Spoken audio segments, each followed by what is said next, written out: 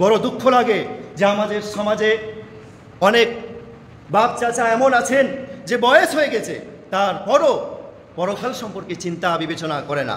এই বেশিরভাগ এই শ্রেণীর মানুষরা যাদের বয়স হয়ে গেছে তাদেরকে দেখবেন যে চায়ের দোকানে বসে, বিভিন্ন আড্ডাখানায় বসে তারা খবরের কাগজ 4 পৃষ্ঠা 5 পৃষ্ঠা পড়ে শেষ করে দিচ্ছে। সব থেকে আশ্চর্যজনক বিষয় হলো যে খবরের লেখাগুলো, খবরের কাগজে এই পেপারের লেখাগুলো খুবই ছোট ছোট লেখা, তারপরও এত ইন্টারেস্ট যে 4 পৃষ্ঠা 5 পৃষ্ঠা পড়ে শেষ করে দিচ্ছে।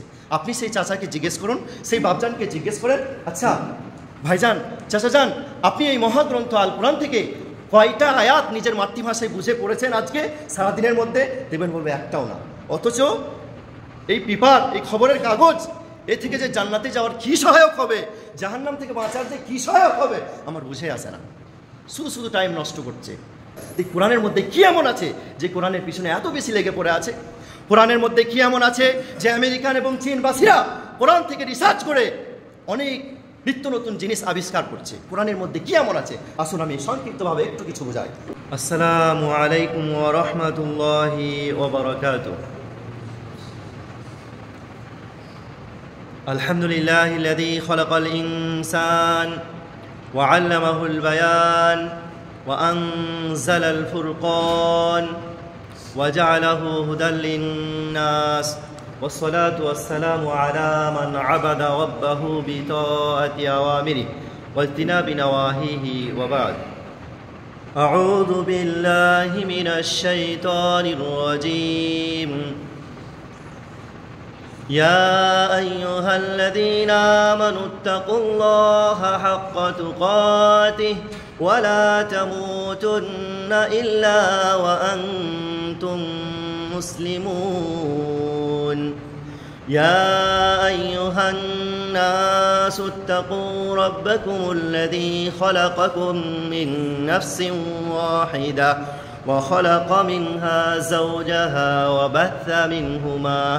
وبث منهما رجالا كثيرا ونساء واتقوا الله الذي تساءلون به والأرحام إن الله كان عليكم رقيبا. يا أيها الذين آمنوا اتقوا الله وقولوا قولا سديدا يصلح لكم أعمالكم ويغفر لكم ذنوبكم ومن يطع الله ورسوله فقد فاز فوزا عظيما. وقال الله سبحانه وتعالى في موضع آخر أفلا يتدبرون القرآن أم على قلوب أقفالها.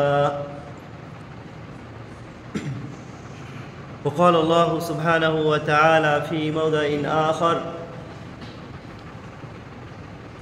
لا يضركم من ضل إذا اهتديتم. وقال الرسول الكريم صلى الله عليه وسلم خير الناس قرني إلى آخر الحديث رواه البخاري. وقد جاء في الحديث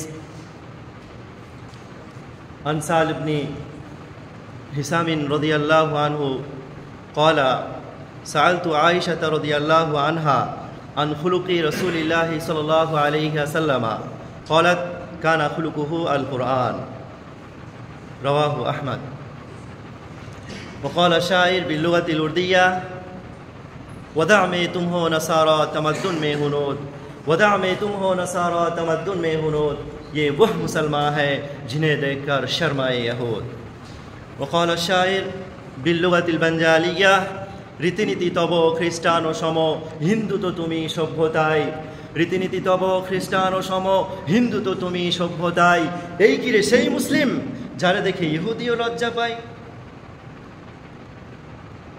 উপবিষ্ট ইসলাম প্রিয় ইসলাম দরদি ভাই সকল, উপস্থিত উলামায়ে কিরামগণ, আজকে আমি আপনাদের সম্মুখে যে বিষয়টি নিয়ে আলোচনা করার জন্য উপস্থিত হয়েছি সেটি হচ্ছে যে এই বর্তমান অবস্থায় মুসলিমদের লাঞ্ছিত হওয়ার কারণ, এ বিষয়ে বিস্তারিত দলিল প্রমাণ ও রেফারেন্স সহকারে আলোচনা করার চেষ্টা করব। ওয়ামা উরিদু ইল্লাল ইসলাহ ওয়ামা তৌফিকি ইল্লা বিল্লাহ রব্বি ইশরাহ লি সাদরি ওয়া ইয়াসসির লি আমরি ওয়াহলুল উকদাতাম মিন লিসানি ইয়াফকাহু কওলি। প্রিয় শ্রোতা মণ্ডলী, আপনারা জুমার খুতবার মাধ্যমে এবং সাপ্তাহিক ইসলামিক প্রোগ্রামের মাধ্যমে, জালসার মাধ্যমে এবং মাসিক ইজতিমার মাধ্যমে বিভিন্ন ওলামায়ে কিরামগণের মুখ থেকে শুনে থেকেছেন। অধিকাংশ ওলামায়ে কিরামগণ বক্তব্য দেওয়ার শুরুতে কথা বলে থাকেন যে আজকে আমি যে বিষয়ে বক্তব্য দেব এটা হচ্ছে পৃথিবীর সবথেকে বেশি গুরুত্বপূর্ণ বিষয়। কিন্তু আমি বলবো যে না, আজকে আমি যে বিষয়ে বক্তব্য রাখবো এটাই হচ্ছে পৃথিবীর সবথেকে বেশি গুরুত্বপূর্ণ বিষয়। আপনারা বলবেন আমরা আহলে হক, আমরা আহলে হাদিস, আমরা কখনো কোনো একজন ব্যক্তিকে অন্ধভাবে বিশ্বাস করি না। দলিল প্রমাণ ছাড়া আমরা কারো অন্ধবিশ্বাসী নয়। তাই আপনি যে বললেন আজকে আমি যে বিষয়ে বক্তব্য দেব এটাই হচ্ছে পৃথিবীর সবথেকে বেশি গুরুত্বপূর্ণ বিষয়, এ কথার আপনাকে দলিল দিতে হবে। হ্যাঁ, অবশ্যই দলিল আমি দেব। প্রিয় ভাই আমার, আপনি যদি পবিত্র গ্রন্থ আল কোরআন সূরা নম্বর 6, সূরার নাম সূরাতুল আনআম এবং আয়াত নম্বর 38 পড়েন তাহলে বুঝতে পারবেন আল্লাহ সুবহানাহু ওয়া তাআলা তিনি বলেন মা ফাররাতনা ফিল কিতাবি মিন শাই। এই মহাগ্রন্থ আল কোরআনের মধ্যে আমি কোনো কিছুই বর্ণনা করতে ছাড়িনি। কে বললেন? আল্লাহ সুবহানাহু ওয়া তাআলা।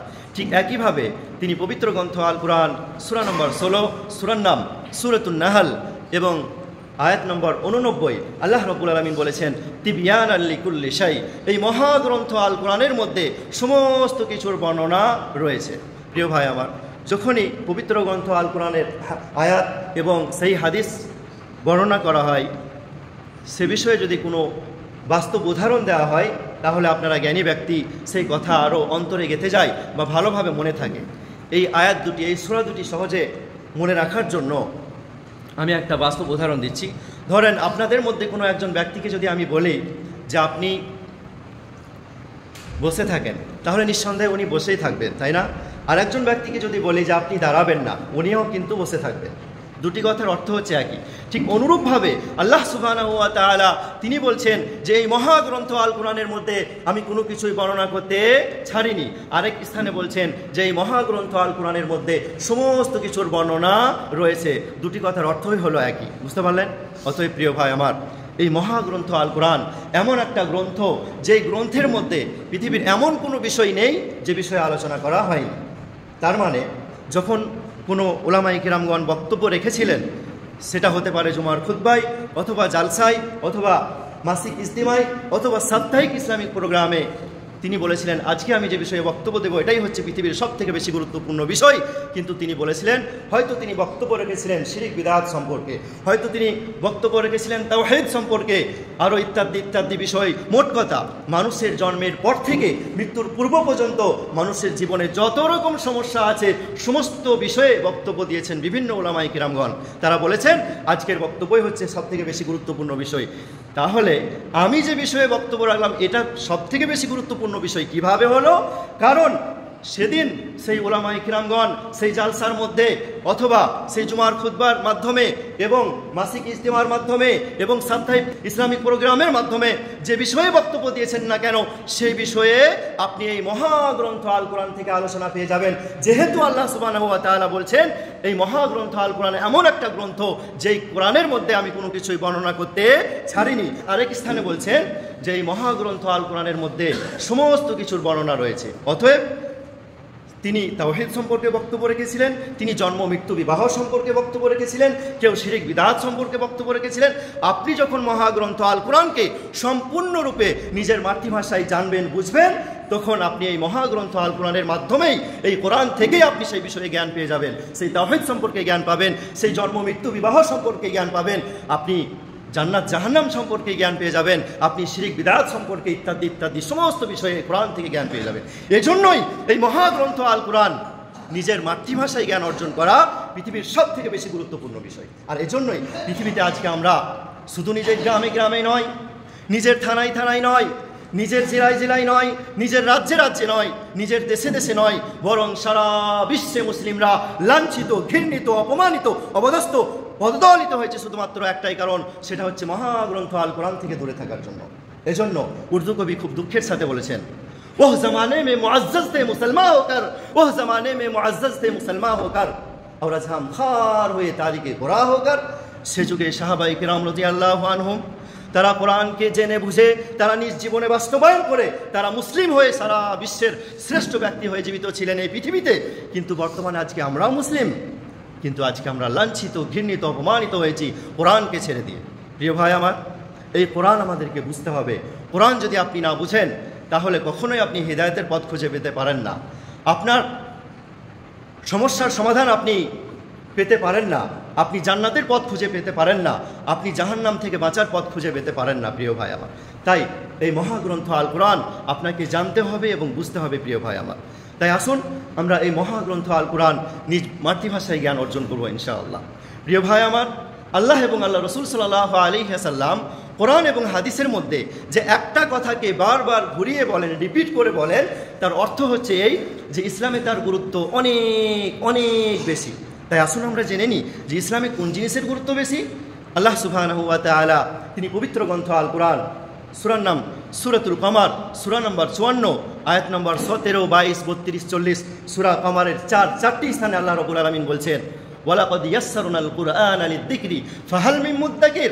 অবশ্যই আমি এই মহাগ্রন্থ আল কোরআনকে সহজ সরল করেছি। কেউ কি আছে যে কোরআন থেকে উপদেশ নেবে? কেউ কি আছে যে কোরআন থেকে শিক্ষা নেবে? প্রিয় ভাই আমার, কি প্রয়োজন ছিল? আল্লাহ সুবহানাহু ওয়া তাআলা এই একটা কথাকে কোরআনের মধ্যে একবার বললেই তো পারতেন, কিন্তু একটা কথাকে চারবার বলছেন।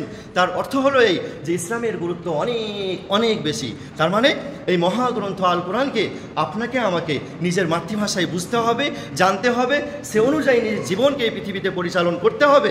তবে আমরা সাকসেস হতে পারবো, সফল হতে পারবো, নচেত অসম্ভব প্রিয় ভাই আমার। আলহামদুলিল্লাহ যে আজকে সারা পৃথিবীতে সব থেকে বেশি যে বইটি পাঠ করা হয়, তিলাওয়াত করা হয়, তা হচ্ছে আলহামদুলিল্লাহ সুমা আলহামদুলিল্লাহ, তা হচ্ছে মহাগ্রন্থ আল কোরআন। কিন্তু দুঃখের বিষয় হচ্ছে এটাই যে সারা বিশ্বে সব থেকে বেশি না বুঝে যে গ্রন্থটি পাঠ করা হয় সেটাও হচ্ছে এই মহাগ্রন্থ আল কোরআন। অতএব প্রিয় ভাই আমার, আপনি যদি কোরআন না বুঝেন কিভাবে কোরআন থেকে জ্ঞান পাবেন, কিভাবে কোরআন থেকে শিক্ষা পাবেন? তাই আমাদের সকলের করণীয় হবে এই মহাগ্রন্থ আল কোরআনকে সম্পূর্ণরূপে নিজের মাতৃভাষায় জানা, যেহেতু এই কোরআনের মধ্যে আপনার জীবনের সমস্ত সমস্যার সমাধান আছে। বুঝতে পারলেন? তাই কোরআন আমাদের জানতে হবে, বুঝতে হবে। সাহাবায়ে কিরাম রাদিয়াল্লাহু আনহুম তারা কোরআনকে জেনে বুঝে সেই কোরআন অনুযায়ী নিজের জীবনকে এই পৃথিবীতে বাস্তবায়ন করেছিলেন। আর তখনও ছিল এই রোদ, এই হাওয়া বাতাস, তারা সারা বিশ্বের শ্রেষ্ঠ ব্যক্তি হয়ে জীবিত ছিলেন। কিন্তু এখনও বর্তমানে সেই একই রোদ, একই হাওয়া বাতাস আছে। বর্তমানে আমরা নামেও মুসলিম, কিন্তু আজকে আমরা পৃথিবীতে লাঞ্ছিত, ঘৃণিত। এর মূল কারণ হচ্ছে আমরা কোরআন নিজের মাতৃভাষায় জানা বোঝা তো দূরের কথা, কোরআন থেকে আমরা কত দূরে জানেন? কোরআন থেকে আপনি আমি কত দূরে একটা বাস্তব উদাহরণ দিই, তাহলে আপনি বুঝতে পারবেন। প্রিয় ভাই আমার, আমি যদি একটা বাস্তব উদাহরণ দিই তাহলে বিষয়টি স্পষ্ট হয়ে যাবে ইনশাআল্লাহ। আমরা সমাজের ছোট ছোট বাচ্চা ছেলে মেয়েদের প্রশ্ন করি, জিজ্ঞাসা করি, বাবু তুমি কোন ক্লাসে পড়ো? তখন একটা ছাত্র অথবা ছাত্রী উত্তরে বলে আমি ক্লাস 4-এ পড়ি। তারপরে সেই একই ছাত্র অথবা ছাত্রীকে আপনি 2 বছর পরে প্রশ্ন করছেন যে তুমি কোন ক্লাসে পড়ো? তখন সেই একই ছাত্র অথবা ছাত্রী উত্তরে বলছে আমি ক্লাস 4-এ পড়ি। 5 বছর পরে যখন সেই একই ছাত্র অথবা ছাত্রীর মুখ থেকে আপনি শুনছেন যে আমি ক্লাস 4-এ পড়ি, আচ্ছা বলুন, এই সমস্ত ছাত্র অথবা ছাত্রী যারা পরস্পর 5 বছর একটা ক্লাসে ফেল করে থাকে, আমরা সমাজের মানুষরা তাদেরকে কেমন দৃষ্টিতে দেখি? আমরা তাদেরকে বিভিন্ন রকম লজ্জাদায়ক ভাষা বলে, কটু কথা বলে, মন্দ ভাষা বলে আমরা ছিছি করে থাকি, তাই না? এমনকি যেই পিতামাতা নিজের সন্তানকে নিজের জীবন দিয়েও ভালোবাসেন, সেই পিতামাতা পর্যন্ত তার নিজের সন্তান যদি পরস্পর 5 বছর একটা ক্লাসে ফেল করে থাকে তাহলে বিভিন্ন রকম লজ্জাদায়ক ভাষা বলে তাকে ছিছি করে থাকে, বিভিন্ন রকম অনেক কিছু বলে থাকে। আচ্ছা, আমি যদি আপনাদের প্রশ্ন করি এখন বর্তমান আজকে যে আচ্ছা প্রিয় ভাই আমার, মহাগ্রন্থ আল কোরআন নিজের মাতৃভাষায় বোঝা তো দূরের কথা, আচ্ছা এই মহাগ্রন্থ আল কোরআন থেকে কয়টি সূরা আপনার মুখস্থ আছে? তখন আপনাদের মধ্যে অধিকাংশ ব্যক্তির মুখ থেকে উত্তর এটাই আসবে যে হুজুর, মৌলানা সাহেব, যখন আমরা মক্তবে পড়তাম 10 বছর 12 বছর বয়স ছিল, 15 বছর বয়স ছিল, তখন আমরা 10টি সূরা মুখস্থ করেছিলাম সেই মক্তবে, কিন্তু এখন অলরেডি 5টি সূরা ভুলে গেছি আর মাত্র 5টি সূরা মুখস্থ আছে। আচ্ছা আপনি বয়স কতটা পেলেন? তখন বয়স ছিল আপনার 10 বছর 12 বছর 15 বছর, আর বর্তমান বয়স হচ্ছে কারো 35 বছর, কারো 40, কারো 45, কারো 50, কারো 55, কারো 60, 65 ইত্যাদি ইত্যাদি। একটু চিন্তা বিবেচনা করুন যে আপনার জীবনে 25 বছর, 30 বছর, 35 বছর পার হয়ে যাচ্ছে, আপনি 40 বছর সময় পাচ্ছেন, তারপরও এই মহাগ্রন্থ আল কোরআন নিজের মাতৃভাষায় বোঝা তো দূরের কথা, এই মহাগ্রন্থ আল কোরআন থেকে 10টি সূরা মাত্র মুখস্থ করেছিলেন। সেই 10টির মধ্যে আপনি এখন অলরেডি 5টি ভুলে গেছেন, আর মাত্র 5টি মুখস্থ আছে। তার মানে আপনার এই 25 বছরে, 30 বছরে, 35 বছরে আপনার উন্নত হওয়া তো দূরের কথা, কত বেশি অবনতি যে আপনি ক্লাস 4 থেকে কেজি 1-এ নেমে গেলেন, শিশু 1-এ নেমে গেলেন, নিজেকে নিয়ে ছিচি করেন না, নিজেকে নিয়ে লজ্জিত বোধ হন না। এই হচ্ছে আপনি মুসলিম, আর আপনি জান্নাতের আশা রাখেন। আপনি কিভাবে হিদায়াতের পথ খুঁজে পাবেন বলেন তো? প্রিয় ভাই আমার, আল্লাহ সুবহানাহু ওয়া তাআলা তিনি পবিত্র গ্রন্থ আল কোরআন সূরা বাকারা সূরা নম্বর 2 এবং আয়াত নম্বর 44-এ বলেছেন, ওয়া আনতুম তাতলুনাল কিতাবা ফালা তাকিলুন, তোমরা পবিত্র গ্রন্থ আল কোরআন তিলাওয়াত করছো অথচ কোরআন কি তোমরা বুঝো না? প্রিয় ভাই আমার, আল্লাহ সুবহানাহু ওয়া তাআলা বলছেন কোরআন তোমরা তিলাওয়াত করছো, কোরআন পাঠ করছো, কিন্তু কোরআন কি তোমরা বুঝো না? তার মানে এই আয়াতে আল্লাহ সুবহানাহু ওয়া তাআলা কোরআন আরবি ভাষায় তুতা পাখির মতো পড়ার মধ্যে সীমাবদ্ধ থাকলেই হবে না, এই কথাই বোঝাতে চেয়েছেন যে কোরআন বুঝতে হবে। এই আয়াতটিকে সহজে বোঝার জন্য একটা বাস্তব উদাহরণ দিই, তাহলে আপনারা বুঝতে পারবেন। প্রিয় ভাই আমার, আমরা যখন বড় অসুস্থ হয়ে পড়ি, বড় রোগে আক্রান্ত হয়, তখন আমাদের সর্বপ্রথম কাজ কি হয়? আমরা বড় ডাক্তারবাবুকে দেখাই, বড় ডাক্তারকে দেখাই সুস্থ হওয়ার জন্য।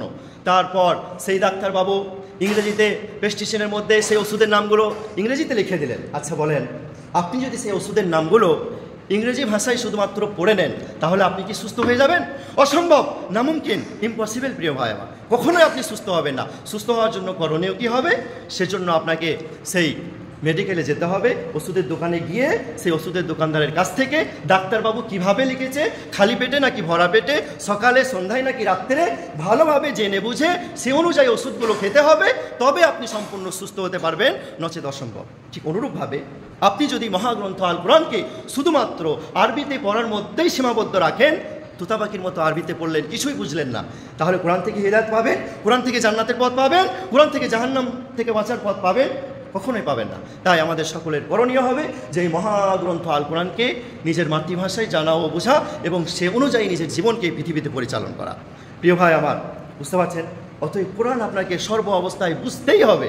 বড় দুঃখ লাগে যে আমাদের সমাজে অনেক বাপ চাচা এমন আছেন যে বয়স হয়ে গেছে, তারপরও পরকাল সম্পর্কে চিন্তা বিবেচনা করে না।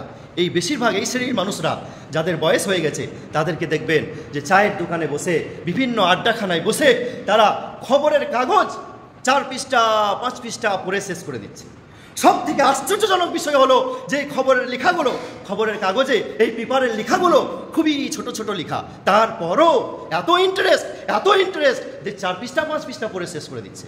আপনি সেই চাচাকে জিজ্ঞেস করুন, সেই বাপজানকে জিজ্ঞেস করেন, আচ্ছা ভাইজান, চাচাজান, আপনি এই মহাগ্রন্থ আল কোরআন থেকে কয়টা আয়াত নিজের মাতৃভাষায় বুঝে পড়েছেন আজকে সারাদিনের মধ্যে? দেখবেন বলবে একটাও না।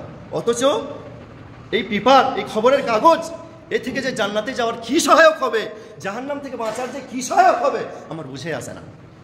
শুধু টাইম নষ্ট করছে, একেবারেই না। কোরআন বিশ্বাস করে, কোরআন হচ্ছে আমার সম্পূর্ণ জীবন ব্যবস্থা, জীবন সংবিধান, জীবন পথের দিক দিশারি, অথচ এই মহাগ্রন্থ আল কোরআনকে নিজের মাতৃভাষায় জানে না, বুঝে না, কিভাবে জান্নাতের পথ খুঁজে পাবে, কিভাবে জান্নাত পাবে, কিভাবে জাহান্নাম থেকে বাঁচতে পারবে। প্রিয় ভাই আমার, এই জন্যই না আজকে আমরা শুধু নিজের গ্রামেই নয়, নিজের জেলায় নয়, নিজের রাজ্যে নয়, বরং সারা বিশ্বে মুসলিমরা লাঞ্ছিত, ঘৃণিত, অপমানিত হয়েছে এই কোরআনকে ছেড়ে দিয়ে। তাই আসুন, আমাদের পৃথিবীর সব থেকে বেশি গুরুত্বপূর্ণ বিষয় হলো এই মহাগ্রন্থ আল কোরআনকে নিজের মাতৃভাষায় জানা ও বোঝা এবং সে অনুযায়ী পৃথিবীতে নিজের জীবনকে পরিচালন করা। আচ্ছা বলেন, এই সমস্ত বাপ চাচারা যারা 4 পৃষ্ঠা 5 পৃষ্ঠা পেপার পড়ে শেষ করে দিচ্ছে, ছোট ছোট লেখা, অথচ কোরআনের একটা আয়াত নিজের মাতৃভাষায় জানছে না, বুঝছে না, কাল কিয়ামতের মাঠে এরা আল্লাহর কাছে কিভাবে জবাব দেবে বলেন তো? অথচ আপনারা জানেন, অধিকাংশ মানুষ অনেকেই জানেন যে একজন ব্যক্তি মরিস বুকাইলি, তিনি বয়স্ক ব্যক্তি, তিনি অমুসলিম, তারপরও আরবি ভাষা গ্রামার সহকারে নিখুঁতভাবে শিখলেন। কেন আরবি ভাষা গ্রামার সহ নিখুঁতভাবে শিখলেন? তার উদ্দেশ্য ছিল একটাই, যে আমি কোরআন থেকে যে ভুলটা ধরবো, যাতে সারা বিশ্বের ওলামারা এক বাক্যে মেনে নেয় যে হ্যাঁ, এটা অবশ্যই কোরআনে ভুল আছে। এজন্য তিনি নিখুঁতভাবে আরবি ভাষা শিখলেন। তো যখন কোনো ব্যক্তি গ্রামার সহ আরবি ভাষা জানবে বুঝবে, তখন কোরআন এবং হাদিসের অর্থ মানে তরজামা অনুবাদ করতে তার স্বাদই আলাদা, মজাই আলাদা, বুঝতে পারলেন? তো সেই মুরিস বুখাইলি তিনি অমুসলিম ব্যক্তি, বয়স্ক ব্যক্তি, তিনি কোরআনের অনুবাদ, কোরআনের তাফসির পড়তে পড়তে মহান আল্লাহর বাণীতে আকৃষ্ট হয়ে তিনি ইসলামে প্রবেশ করলেন। আলহামদুলিল্লাহ। প্রিয় ভাই আমার, আপনি কি অমুসলিম? আপনি কি বয়স্ক ব্যক্তি? তাহলে কেন আপনি কোরআন থেকে দূরে? কোরআনকে দেখে যেন মনে হয় অ্যাটাম্বম, কোরআন নিজের ধারে পাশে রাখা যাবে না। আলহামদুলিল্লাহ সুমা আলহামদুলিল্লাহ। আমি শুনেছি যে পৃথিবীর একটা দেশ আছে, যে দেশে কোরআন, সে দেশের মানুষরা কোরআন সব সময় পাঠ করে, কোরআন খুবই বেশি পাঠ করে। কোরআন পড়ার কত ফজিলত জানেন? জামে তিরমিজির হাদিস, রাসূলুল্লাহ সাল্লাল্লাহু আলাইহি ওয়াসাল্লাম বলছেন, মান ক্বারা হারফাম মিন কিতাবিল্লাহ ফালাহু বিহি হাসানাহ ওয়াল হাসানাতু বিআশরি আমসালিহা লা আকুলু আলিফ লাম মিম হারফুন ওয়ালাকিন আলিফুন হারফুন ওয়া লামুন হারফুন ওয়া মিমুন হারফুন। জামে তিরমিজির হাদিস, রাসূলুল্লাহ সাল্লাল্লাহু আলাইহি ওয়াসাল্লাম বলছেন যে এই কিতাবুল্লাহ থেকে তথা আল্লাহর কিতাব, এই মহাগ্রন্থ আল কোরআন থেকে যদি কোনো ব্যক্তি একটা মাত্র অক্ষর পড়ে, তাহলে সে ব্যক্তি 10টা নেকি সব অর্জন করবে, বুঝতে পারলেন? এবং আল্লাহ রসুল সাল্লাল্লাহু আলাইহি ওয়াসাল্লাম বলছেন যে আমি বলছি না যে আলিফ লাম মিম একটা অক্ষর, বরং আলিফ একটা অক্ষর, লাম একটা অক্ষর, মিম একটা অক্ষর, এভাবে আলিফ লাম মিম কয়টা অক্ষর হয়? 3 10 30টি, 3টি অক্ষর হয়। তো 3 10 30টি নেকিও সব আপনি অর্জন করবেন। তাহলে সামান্য আলিফ লাম মিম বলার জন্য যদি আপনি 30টি নেকিও সব অর্জন করেন, তাহলে কোরআন শিখলে, কোরআন তিলাওয়াত করলে, কোরআন পাঠ করলে আপনি কত বেশি নেকি ও সওয়াবের অধিকারী হবেন বলেন তো? আপনারা বলবেন এত বেশি নেকি নিয়ে করবোটা কি? অনেকের প্রশ্ন জাগতেই পারে। প্রয়োজন আছে। কেন প্রয়োজন আছে? কাল কিয়ামতের দিবসে হিসাব নিকাশ নেওয়ার সময় আল্লাহ সুবহানাহু ওয়া তাআলা যখন হিসাব নিকাশ নেবেন, তখন কিছু মানুষ এমন হবে যাদের নেকি সওয়াব এবং গুনাহ পাপ সমান সমান হবে। আল্লাহ সুবহানাহু ওয়া তাআলা তিনি নিজ দয়ায় তাদেরকে জাহান্নামে দেবেন না, তাদেরকে সুযোগ দেবেন যে আচ্ছা যাও, একটা অথবা দুইটা নেকি সংগ্রহ করে আনো। তখন সেই একটা অথবা দুইটা নেকি সংগ্রহ করে আনতে যুগ যুগ কেটে যাবে, খুবই মুশকিল হয়ে পড়বে, বুঝতে পারলেন? অবশেষে আল্লাহ সুবহানাহু ওয়া তাআলা তিনি তার রহমতে, তিনি তার অনুগ্রহে, তিনি তার নিজ দয়ায় তাকে কি করবেন? জান্নাতে প্রবেশ করিয়ে দেবেন। তো কথা হচ্ছে, সেই কিয়ামতের দিবসে সেই সময় বুঝতে পারবে যে একটা অথবা দুইটা নেকি মানে সংগ্রহ করা, অর্জন করা কত বেশি কষ্ট, বুঝতে পারলেন? সেজন্য আপনাকে আমাকে কোরআন শিখতে হবে এবং কোরআন বুঝতে হবে এবং সে অনুযায়ী নিজের জীবনকে পৃথিবীতে পরিচালনা করতে হবে। প্রিয় ভাই আমার, দেখবেন এই যে জামে তিরমিজির হাদিসটা বললাম, এখানে একটা সূক্ষ্ম বিষয় আছে, অনেক উলামায়ে কিরামগণের মুখ থেকে আপনারা শুনতে পাবেন না। সেই সূক্ষ্ম বিষয়টা কি? সেটা হচ্ছে এই যে কোরআন কি শুধুমাত্র বুঝলেই কোরআন মানে সওয়াব পাওয়া যাবে, নাকি কোরআন না বুঝে পাঠ করলেও নাকিও সওয়াব পাওয়া যাবে? এই হাদিসটা হচ্ছে তার সব থেকে বড় দলিল যে কোরআন যদি আপনি না বুঝেও পড়েন, তাহলেও আপনি তাতে একটা অক্ষরে 10টা করে নেকিও সওয়াব অর্জন করবেন। তার সব থেকে বড় দলিল হচ্ছে এই হাদিসটি, যে আল্লাহ রসুল সাল্লাল্লাহু আলাইহি ওয়াসাল্লাম বলছেন যে আমি বলছি না যে আলিফ লাম মিম একটা অক্ষর, বরং আলিফ লাম মিম 3টি অক্ষর। তো এই হাদিস থেকে কিভাবে প্রমাণিত হয়? কারণ আমরা জানি, যারা উলামায়ে কিরামগণ এবং ছাত্র আমরা জানি যে আলিফ লাম মিম এটা হচ্ছে হুরুফে মুকাত্তাআত, যার অর্থ আল্লাহ সুবহানাহু ওয়া তাআলা ছাড়া অন্য কেউ জানেন না। এই শব্দগুলি দ্বারা আল্লাহ সুবহানাহু ওয়া তাআলা সেই কুরাইশদেরকে, মক্কার বড় বড় কাফিরদেরকে, বড় বড় পণ্ডিতদেরকে, বড় বড় উচ্চশিক্ষিত ব্যক্তিদেরকে যারা ওহীর ওপর ঈমান আনেনি, কোরআনের ওপর ঈমান আনে, তাদেরকে আল্লাহ সুবহানাহু ওয়া তাআলা চ্যালেঞ্জ করেছিলেন যে তোমরা কত বড় পণ্ডিত, তোমরা এই সমস্ত শব্দের অর্থগুলো বলো তো। আল্লাহ জানাননি এজন্যই, বুঝতে পারলেন? তার মানে আলিফ লাম মিম এই শব্দের অর্থ যদি আল্লাহ ছাড়া অন্য কেউ না জানে, এমনকি বিশ্বনবী সাল্লাল্লাহু আলাইহি ওয়াসাল্লাম তিনিও যদি না জানেন, তাহলে বলেন আলিফ লাম মিম পড়ে তো রাসূল সাল্লাল্লাহু আলাইহি ওয়াসাল্লাম তিনি নিজেই বললেন যে কয়টা নেকি পাওয়া যাবে? 30টা নেকি। তার মানে কোরআন যদি আমরা না বুঝেও পাঠ করি, তাহলে কোরআন থেকে আমরা নেকি ও সওয়াব অর্জন করতে পারবো, বুঝতে পারলেন? অতএব প্রিয় ভাই আমার, আমাদের সকলের করণীয় হবে যে মুসলিম হিসেবে আমরা কোরআনের ওপর ঈমান এনেছি, যে এই মহাগ্রন্থ আল কোরআন হচ্ছে আমাদের সম্পূর্ণ জীবন ব্যবস্থা, জীবন সংবিধান এবং জীবন পথের দিক দিশারি। তাই এই মহাগ্রন্থ আল কোরআনকে আমাদের বুঝতে হবে ও জানতে হবে, সে অনুযায়ী নিজের জীবনকে এই পৃথিবীতে পরিচালনা করতে হবে। তবে আমরা সাকসেস হতে পারবো, সফল হতে পারবো ইনশাআল্লাহ। নচেত আমরা হিদায়াতের পথ খুঁজে পাবো না। এই কোরআনের বিষয়ে অনেক কিছু বলার ছিল, কিন্তু সময় সংক্ষিপ্ত, আমি খুবই দুঃখিত প্রিয় ভাই আমার। তারপরও আমি খুব দ্রুত বেগে বলার চেষ্টা করছি ইনশাআল্লাহ। প্রিয় ভাই আমার, আল্লাহ সুবহানাহু ওয়া তাআলা তিনি আপনার সাথে আমার সাথে ওয়াদা করছেন। ওয়াদাটা কি? তার পূর্বে আমি একটা কথা বলি। দেখবেন বর্তমানে জালেম সরকার বিভিন্ন রকমভাবে আমাদের ভয় দেখাচ্ছে, যেন আমরা মুসলিম হয়ে জন্ম নিয়ে যেন আমরা অপরাধী, বড় অপরাধী, এমনভাবে মিডিয়ার মাধ্যমে প্রচার করছে, এমনভাবে আমাদেরকে জানাচ্ছে। আমাদের মধ্যে অনেকেই ভীতুক হয়ে থাকছে, কিন্তু না, আপনি বাঘের মতো থাকবেন, আপনার কিঞ্চিত পরিমাণ ভয় নেই, সামান্য পরিমাণ ভয় নেই, যদি আপনি মহাগ্রন্থ আল কোরআনের এই আয়াতটাকে জানেন। দলিল সহজে মনে রাখতে পারবেন, রেফারেন্স 5 নম্বর সূরা 105 নম্বর আয়াত, 5 নম্বর সূরা 105 নম্বর আয়াত। সূরার নাম সূরাতুল মাইদা। আল্লাহ সুবহানাহু ওয়া তাআলা বলেন, লা ইয়াদুররুকুম মান দাল্লা ইযা ইহতাদাইতুম। আল্লাহ রাব্বুল আলামিন বলছেন, লা ইয়াদুররুকুম, তোমাদের কোনো ক্ষতি করতে পারবে না, মান দাল্লা, যারা পথভ্রষ্টের পথের পথিক তারা। তার মানে বর্তমান জালেম সরকার, তারা কি জান্নাতের পথের পথিক নাকি পথভ্রষ্টের পথের পথিক? পথভ্রষ্টের পথের পথিক। তো যারা জাহান্নামের পথের পথিক, পথভ্রষ্টের পথের পথিক, তারা তোমাদের কিঞ্চিত পরিমাণ ক্ষতি করতে পারবে না। কখন? ইজা ইহতাদাইতুম, যখন তোমরা হিদায়াতের পথে থাকবে। হিদায়াতের উপর যদি আমরা থাকি, আমাদের কিঞ্চিত পরিমাণ ক্ষতি করতে পারবে না। আল্লাহ স্পষ্ট ওয়াদা করলেন, জানিয়ে দিলেন। তো আপনি আমি হিদায়াত পাবো কোথায়? আপনি যদি সূরা বাকারা পড়েন 2 নম্বর সূরা, সম্ভবত আয়াত নম্বর 1 ও 2, আল্লাহ রাব্বুল আলামিন বলছেন, ফিহি হুদাল লিল মুত্তাকিন, এই মহাগ্রন্থ আল কোরআনের মধ্যে রয়েছে হিদায়াত। বুঝতে পারলেন? তো কোরআন না শিখলে, না বুঝলে, নিজের মাতৃভাষায় যদি না বুঝেন, কিভাবে কোরআন থেকে হিদায়াত পাবেন? আচ্ছা, অনেকে বলবেন যে আল্লাহ তো এই আয়াতে বললেন যে হুদাল লিল মুত্তাকিন, এই কোরআন হচ্ছে মুত্তাকিনদের জন্য হিদায়াত। তাহলে আমরা দাঁড়িয়ে রাখিনি, আমরা দৈনন্দিন 5 ওয়াক্ত সালাত আদায় করি না, তো আমরা তো সম্পূর্ণ প্রকৃত মুত্তাকি পরেজগার হতে পারিনি, আমরা প্রকৃত মুসলিম হতে পারিনি। তাহলে কোরআন কি আমাদের জন্য হিদায়াত নয়? অনেকেই দৈনন্দিন 5 ওয়াক্ত সালাত আদায় করেন না, তো কোরআন আপনাদের জন্যও হিদায়াত। তো দলিল, আপনি যদি 14 নম্বর সূরা পড়েন, সূরা ইব্রাহিম আয়াত নম্বর 1 ও 2, আল্লাহ রাব্বুল আলামিন বলছেন, আলিফ লাম রা, কিতাবুন আনজালনাহু ইলাইক লিতুখরিজান নাসা মিনাদ যুলুমাতি ইলান নূর। সুবহানাল্লাহ, কত সুন্দর কথা। আল্লাহ রাব্বুল আলামিন বলছেন, কিতাবুন, এই মহাগ্রন্থ আল কোরআন এমন একটা গ্রন্থ, এমন একটা কিতাব, আনজালনাহু ইলাইক, নবী সাল্লাল্লাহু আলাইহি ওয়াসাল্লাম, যে গ্রন্থ আমি আপনার উপর অবতীর্ণ করেছি। কেন? লিতুখরিজান নাস, যাতে করে আপনি সমগ্র মানব জাতিকে, এখানে মুসলিমিন বলা হয়নি অথবা মুত্তাকিন বলা হয়নি, মুত্তাকিন মুসলিমদের জন্য নয়, বরং সমগ্র মানব জাতিকে যাতে করে আপনি কি করতে পারেন? লিতুখরিজান নাস মিনাদ যুলুমাতি ইলান নূর, অন্ধকার পথ থেকে আলোর পথের দিকে আনতে পারেন।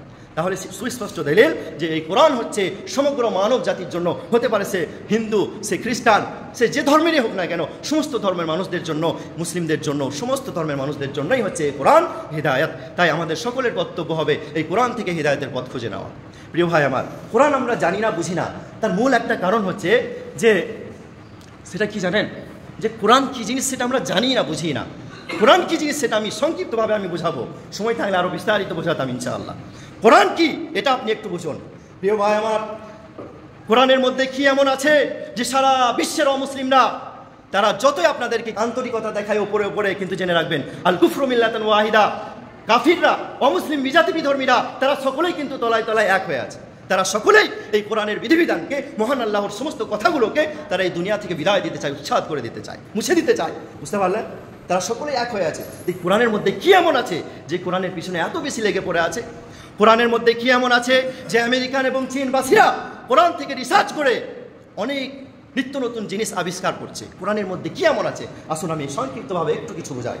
প্রিয় ভাই আমার, আপনি যদি পবিত্র গ্রন্থ আল কোরআন 88 নম্বর সূরা গাসিয়া পড়েন, তাহলে বুঝতে পারবেন এখানে আল্লাহ সুবহানাহু ওয়া তাআলা তিনি কি বলেছেন। আল্লাহ রাব্বুল আলামিন এখানে বলছেন, কত সুন্দর কথা, যে ওয়া ইলাল জিবালি কাইফা নুসিবা। আল্লাহ বলছেন যে আমি যে পাহাড়কে সৃষ্টি করেছি, তো মানুষকে এই পাহাড়ের দিকে চেয়ে দেখে না? তো কোরআন মাতৃভাষায় বোঝার সাথে পাহাড়ের সম্পর্কটা কি? বড় সম্পর্ক আছে। সেটা আমি পরবর্তী যে রেফারেন্স দিলাম, সূরা রাদ 13 নম্বর সূরা এবং 16 নম্বর সূরা নাহাল 15 নম্বর আয়াত, এখানে আল্লাহ রাব্বুল আলামিন বলছেন যে এই পৃথিবীতে আমি পাহাড় সৃষ্টি করেছি এবং জমিনের মধ্যে বিছিয়ে দিয়েছি, তার মাধ্যমে এই দুনিয়ার ভারসাম্য টিকে আছে। তার মানে কি? এই দুনিয়াতে যে আমরা বসবাস করছি, দুনিয়াতে পাহাড় যদি না থাকতো, তাহলে এই পৃথিবী নাড়াচাড়া করতো বাঁশ পাতার মতো। দুনিয়াতে বসবাস করতে আমাদের অসুবিধা হতো। মহান আল্লাহর কত দয়া, বুঝতে পারছেন? তার মানে এখান থেকে আমরা বুঝতে পারলাম যে পৃথিবীর সব থেকে মজবুত সৃষ্টি হলো কি? পাহাড়। এরপরে আরও এগিয়ে চলুন, 59 নম্বর সূরা, সূরা হাসর এবং আয়াত নম্বর 21 আল্লাহ রাব্বুল আলামিন বলছেন যে লাউ আনজালনা হাদাল কুরআনা আলা জাবালিন লারাআইতাহু খাশিয়াম মুতাসাদ্দিয়াম মিন খাসিয়াতিল্লাহ। আল্লাহ রাব্বুল আলামিন বলছেন, লাউ আনজালনা হাদাল কুরআনা আলা জাবাল, যদি আমি এই মহাগ্রন্থ আল কোরআনকে পাহাড়ের উপর অবতীর্ণ করতাম, তাহলে লারাআইতাহু, অবশ্যই তোমরা সেই পাহাড়কে দেখতে যে সেই পাহাড় মহান আল্লাহর ভয়ে ভেঙে চূর্ণ বিচূর্ণ হয়ে যেত। বুঝতে পারলেন? তাহলে আল্লাহ যদি কোরআন পাহাড়ের ওপর অবতীর্ণ করতেন এবং পাহাড়কে বলতেন যে এই কোরআনের বিধিবিধান তোমার ওপর মানা ফরজ, তাহলে সেই পাহাড় মহান আল্লাহর ভয়ে ভেঙে চিহ্ন বিচূর্ণ হয়ে যেত। অথচ আমরা মানুষ, এই কোরআন অবতীর্ণ করা হয়েছে মানুষ তথা বিশ্বনবী সাল্লাল্লাহু আলাইহি ওয়াসাল্লামের ওপর, অথচ আমরা কোরআন জানি না, বুঝি না। এই জন্যই না কোরআন থেকে দূরে। প্রিয় ভাই আমার, কোরআন কি জিনিস আমাদের ভালোভাবে জানতে হবে, বুঝতে হবে এবং সেই কোরআন অনুযায়ী নিজের জীবনকে এই পৃথিবীতে পরিচালন করতে হবে। একটা কথা আমার মনে পড়ে গেল, সেটা শুনে বলে আমার বক্তব্য ইতি করবো ইনশাআল্লাহ।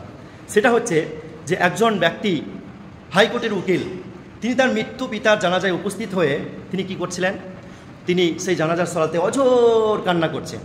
ইমাম সাহেব বলছেন যে উকিল সাহেব, আপনি এত বেশি কান্না করেন না, আপনার নিজের পিতা, নিজের নিকটাত্মীয় কষ্ট হওয়াটা স্বাভাবিক, আপনি ধৈর্য ধরুন, সবর করুন, নিজের পিতার জন্য দোয়া করুন। তখন উকিল সাহেব ইমাম সাহেবের কথার প্রতি উত্তরে বলছেন যে মৌলানা সাহেব, আমি এই জন্য কান্না করছি না যে আমার আব্বু মারা গেছে, এটা সত্য কথা যে আমার কষ্ট হচ্ছে সেজন্য, কিন্তু আমি এজন্য কান্না করছি যে আমার পিতার অবদান আমার উপর এত বেশি, যে আমার পিতা আমাকে শিক্ষা দিয়ে দিয়ে এত বেশি উচ্চশিক্ষিত করে তুলেছেন যে আজকে আমি বর্তমানে হাইকোর্টের উকিল। তাহলে আমার পিতার অবদান আমার উপর কত বেশি। কিন্তু এই শেষ বেলায় আমার অবদান আমার পিতার ওপর কি, যে জানাজা সালাতের দোয়া নিজের মাতৃভাষায় বোঝা তো দূরের কথা, এই জানাজা সালাতের দোয়াটুকু পর্যন্ত আমার মুখস্থ নেই, অথচ আমি হাইকোর্টের উকিল, এত বেশি উচ্চশিক্ষিত।